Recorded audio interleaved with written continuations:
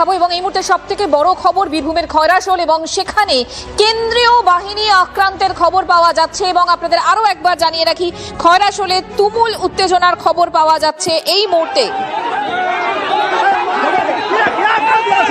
EVM এ তৃণমূলের প্রার্থীর জন্য নির্দিষ্ট বোতামে চাপ দিলে বিজেপি প্রার্থীর পক্ষে ভোট পড়ছে, এই অভিযোগে ভোট বন্ধ করে বিক্ষোভ এবং কেন্দ্রীয় বাহিনীর সঙ্গে খণ্ডযুদ্ধ বেঁধে গেল দুবরাজপুর বিধানসভার খয়রাশোল ব্লকের বুধপুর গ্রামের ৬৫ নম্বর বুথে। ছবি দেখাচ্ছি আপনাদের।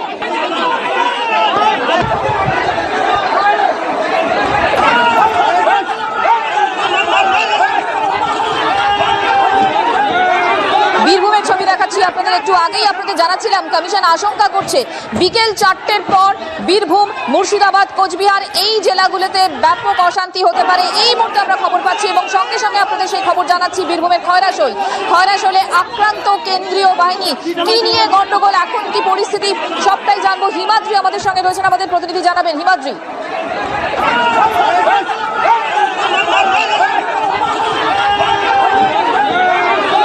কি নিয়ে গন্ডগোল? সকাল থেকে তো শান্তিপূর্ণভাবেই ভোট চলছিল, হঠাৎ করে কেন এই অশান্তি?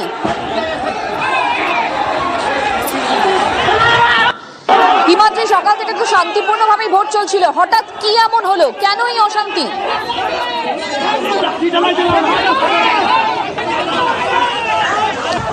দেখো, একেবারেই বুধপুর গ্রাম ৬৫ নম্বর বুথ, সেই বুথে তৃণমূলের লোকজন বা স্থানীয় বাসিন্দারা অভিযোগ করছে যে এখানে বিজেপিকে ভোট না দিলেও বিজেপির হয়ে ভোট হচ্ছে।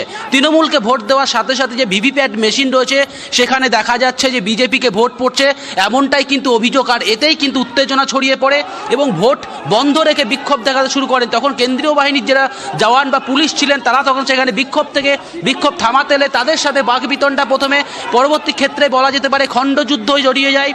৬ জন থেকে বেশ কয়েকজন কেন্দ্রীয় বাহিনীর জওয়ান তারাও আহত হয়েছেন, পুলিশের গাড়িতে ভাঙচুর করা হয়েছে, এমনটাই কিন্তু অভিযোগ করা হচ্ছে। সব মিলিয়ে কিন্তু এই মুহূর্তে ধুমধুমার পরিস্থিতি থেকে কিছুটা স্বস্তি, কারণ বিশাল বাহিনী সেখানে ইতিমধ্যে গিয়ে পৌঁছেছে এবং এই মুহূর্তে আবারও নতুন করে ভোট গ্রহণ যে পর্ব সেটা শুরু করা হয়েছে। পাশাপাশি ইঞ্জিনিয়ারদেরও আনা হয়েছে মেশিনে, ইভিএম মেশিনে কোনো সমস্যা রয়েছে কিনা সেটা খতিয়ে দেখার জন্য।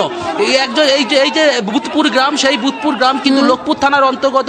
সেখানে যখন কেন্দ্রীয় বাহিনী যারা গেটের কাছে ছিলেন, যেই জওয়ানরা তাদের একেবারে আমরা ছবি দেখাচ্ছি দর্শকদের, সবার আগে সেই ছবি দেখাচ্ছি। রীতিমতো খণ্ডযুদ্ধ বেঁধে যায় কেন্দ্রীয় বাহিনীর সঙ্গে পরিস্থিতি নিয়ন্ত্রণে আনতে, কিন্তু কেন্দ্রীয় বাহিনী জওয়ানই এখানে আক্রান্ত।